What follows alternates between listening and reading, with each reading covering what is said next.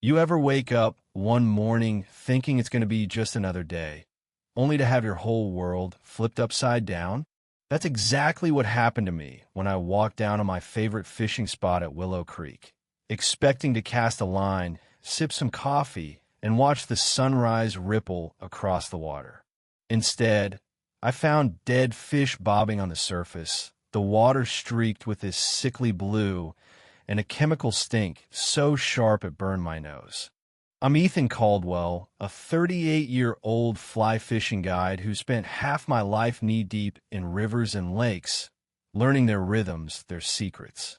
This little pond in our suburban neighborhood, Pine Hollow, was my sanctuary for the past 4 years, a place where I'd clear my head, teach kids from the block how to cast, and toss back every fish I caught, keeping things clean and legal. So, standing there, staring at this massacre of bass and sunfish, I felt my stomach twist, not just from the smell, but from the gut-punch realization that someone had done this on purpose. And the kicker? That poison water wasn't just my fishing holy, it was the same source feeding every faucet in our neighborhood. I'm no stranger to water systems. I've worked as a conservation consultant for years, so I knew this wasn't some natural algae bloom gone wrong.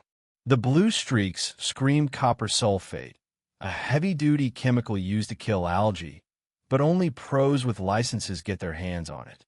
Whoever did this wasn't messing around, they wanted the pond dead, and they wanted it to look bad. But why? That question gnawed at me as I trudged back home, my boots squelching in the muddy grass, my head spinning with disbelief. Then I saw it, a crisp, official-looking notice taped to my front door, Pine Hollow HOA letterhead and all, slapping me with a $200 fine for misuse of community property causing ecological harm. I read it 3 times, my hands shaking because it made no damn sense. Me, the guy who picks up soda cans and teaches kids about catch and release, harm the pond? The notice was signed by Cynthia Harper, our HOA president, a woman who walks around like she owns the whole zip code. At 50, she's got that polished, realtor vibe, perfect hair, perfect nails, and a smile that says she's already 3 steps ahead of you. The fine print on the notice was dated yesterday, before the fish started floating. How do you fine someone for damage that hasn't happened yet? Unless you knew it was coming. That's when a hit met his wasn't just a mistake. This was a setup, and Cynthia was playing dirty. I grabbed the HOA handbook from my kitchen junk drawer, the one I actually bothered to read when I moved in. It clearly stated fines required a written warning, a 30-day correction period, and a hearing, none of which I'd gotten. Cynthia had skipped every step, and she wasn't dumb. She'd been running this HOA like her personal fiefdom for years. This was personal, targeted, and I had no clue why. I was about to call the HOA office when I heard the sharp click of heels on asphalt. There she was, Cynthia, striding toward me in a blazer that probably cost more than my truck, clutching a leather folder like it was a shield. "Ethan, maybe if you weren't out here treating our pond like your personal playground, we wouldn't have this mess," she said, her voice dripping with fake concern. I pointed at the dead fish, my blood already boiling. "You think my fishing did that?" "Cynthia, I've been doing this for 20 years, catch and release, no bait, no trash. You know that." She just shrugged, like my life's work was a hobby she could swat away. "All I know is we didn't have dead fish until you started fishing every day. Oh, and Ethan, big changes are coming to Pine Hollow, big upgrades for our property values." The way she said upgrades sent a chill down my spine, like she was hinting at something she thought I'd never figure out. That's when I started noticing things I'd missed before: new pipes running from the pond toward the houses, fresh dirt patches along the bank, like someone had been digging. This wasn't just about me fishing. There was something bigger going on, something tied to those upgrades she was so smug about.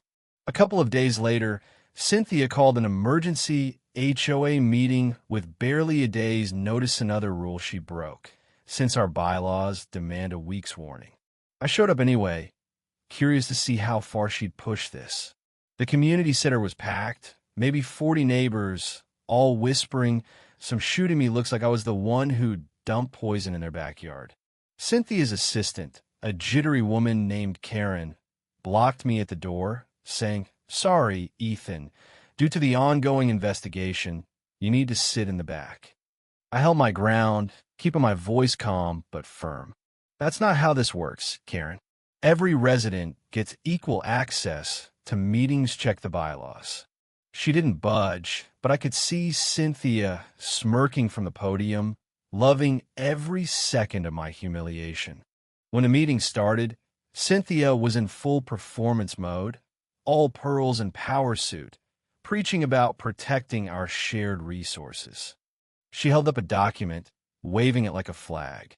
"Ethan Caldwell's reckless fishing has created a health hazard, and I'm asking him to sign this pledge to stop fishing in our pond effective immediately." The room went quiet, every eye on me. The pledge wasn't just a fishing ban. Buried in the legalese was a clause waiving my right to challenge future community development projects. I stood up, my heart pounding, but my voice steady. "Cynthia, you can't ban fishing without an environmental study and a resident votiates in the bylaws. And I'm not signing anything that lets you rewrite the rules behind our backs." Her smile didn't even flicker, but her eyes went cold. "As president, I decide what's best for our property values, Ethan. Maybe you should find a new hobby or a new neighborhood." That's when she slipped up. As the meeting turned into a shouting match, I overheard her whisper to Karen, "Get the development paperwork ready by Monday. We need that contamination report for the city permits fast." Development? Contamination report? My pulse raced as the pieces started falling into place. This wasn't about fishing, it was about turning our pond into something else, something that needed it to look like a toxic dump to get permits. After the meeting, I caught up with my neighbor, Tom Rivera, a quiet guy who'd quit the HOA board last year after butting heads with Cynthia. He looked nervous but determined. "Ethan, meet me at City Hall tomorrow. There's something you need to see about our water system." His voice had this edge, like he was scared of being overheard. At City Hall, Tom unrolled a set of municipal water maps, his finger tracing a blue line from Willow Creek straight to our neighborhood's treatment plant. "Every house here drinks from that pond," he said, his voice low. "If it's poisoned, we're all drinking poison, Cynthia included, her kids included." I stared at those lines, my mind racing. Could she really be that reckless, that greedy, to mess with her own family's water? Or was there something even bigger at play? That night, I couldn't sit still. If someone was poisoning the pond, they'd probably come back to check their work. I decided to dig deeper, starting with Cynthia's office in the community center basement. The side door was always unlocked for emergencies, and at 1 a.m., the place was a ghost town. Her desk was a mess of papers permits for a luxury condo complex, environmental reports needing proof of contamination, and emails with Willow Grove developers, dated months before the fish kill.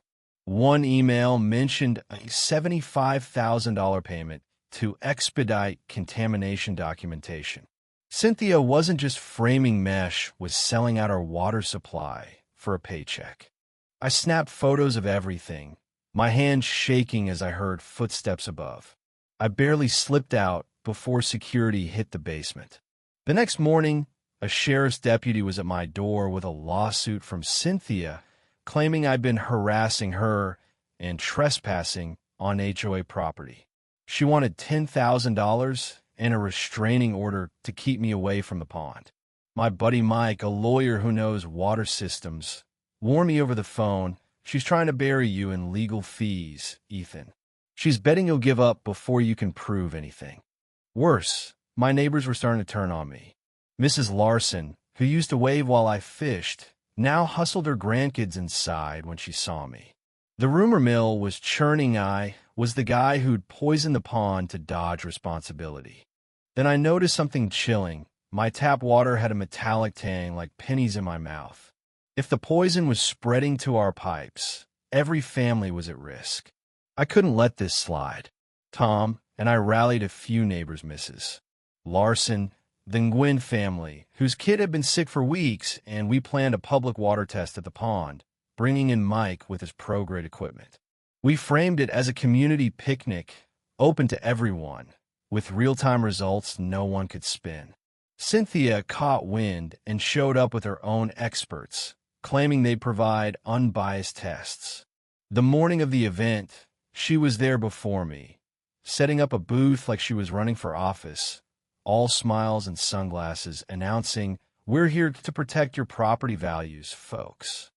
As Mike's team set up their analyzers, Cynthia's goons tried to stall us with fake regulatory demands, flashing badges and questioning Mike's credentials. It was a blatant intimidation tactic, but Mike held firm. 2 hours in, his tablet lit up with results, and he didn't sugarcoat it. Copper sulfate levels are 20 times above EPA limits, plus lead and mercury way over safe drinking standards. The crowd gasped, parents pulling kids close. Mrs. Nguyen's voice broke as she said, "My son's been throwing up for days. We've been drinking this." Cynthia's team tried to downplay it, claiming seasonal variations, but Mike shut them down. "This is industrial-grade poison, not nature. Someone with access did this on purpose." Tom seized the moment, holding up copies of the emails. Cynthia took $75,000 from developers to fake this contamination for condo permits. The crowd erupted, neighbors piecing together their kids' illnesses, the rushed meetings, the lies. Cynthia's face went ghost white, her consultant bailing for the parking lot. In a desperate move, she stormed to the pond's fountain, scooped up water, and drank it, yelling, "See? It's fine." Within minutes, she was doubled over, vomiting, her own poison hitting her hard. Paramedics rushed in as she collapsed, and I couldn't help but think karma doesn't mess around. EPA agents rolled in, badges flashing, announcing a federal investigation. Cynthia faced charges for environmental crimes, fraud, and endangering public health, up to 10 years in prison and 6-figure fines. Neighbors started a class action lawsuit, led by Mrs. Nguyen, for medical costs and damages. Cynthia pleaded guilty, got 3 years probation, a $75,000 fine, and a lifetime ban from HOA rolls. Her real estate career? Toast. Tom stepped up as interim president, passing rules for transparency and water monitoring, ensuring the pond stays protected forever. Standing by Willow Creek now, watching cleanup crews restore the water, I cast my line again, feeling the weight of it all lift. We fought for the truth, and it won. Our neighborhood's stronger now, united like a family that's been through hell and come out tougher. But here's the thing, what would you do if someone poisoned your water to line their pockets? Would you fight or walk away? Drop your thoughts below, hit that like button, and subscribe to Pine Hollow Tales for more stories that'll keep you up at night. Truth always rises. Folks, let's keep it that way.